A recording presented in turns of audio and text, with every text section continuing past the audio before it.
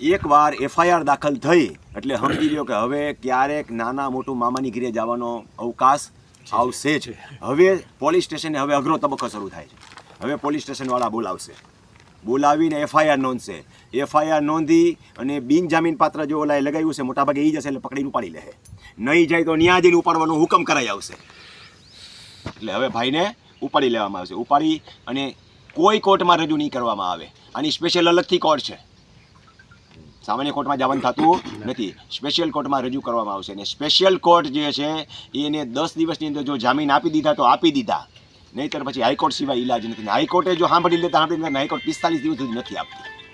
ગંભીરતા કેવી છે એના ઉપર આવે. હવે નીચલી કોર્ટ ઘણીવાર શું કરે છે, નીચલી કોર્ટ સામાન્ય સંજોગોમાં એવું લાગે કે આની બહુ મોટી ક્ષતિ નથી પણ ગ્રેબિંગનો ભાગ તો બન્યો છે તો 10,000ના જામીન ઉપર એને છોડી મૂકે. પણ દર 6 મહિને 10,000ના જામીન રિન્યુઅલ કરવા પડે જ્યાં સુધી કેસ આવે ત્યાં સુધી.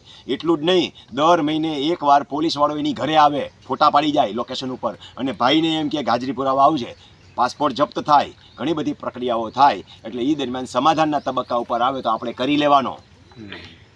હવે જે ભાઈએ પૂછ્યું એ મહત્વની વસ્તુ છે. જો લેંગ્વેજ એકવાર સાબિત થઈ ગયું અને અંદર ગયો તો પછી સમાધાનની વાત આવતી નથી. હવે સજા ભોગવવાની વાત આવે. આવા સંજોગોમાં કેટલી સજા થઈ શકે? જો પરફેક્ટ લેન્ડ ગ્રેબિંગ સાબિત થઈ તો 10 વર્ષથી ઓછી નહીં, 14 વર્ષથી વધારે નહીં. આટલી સજા ઉપરાંત જમીનની મિલકતની કિંમત જે છે, જંત્રીની કિંમત, એટલો દંડ. અને આ દંડની રકમ કોને મળે તો અરજદારને મળે.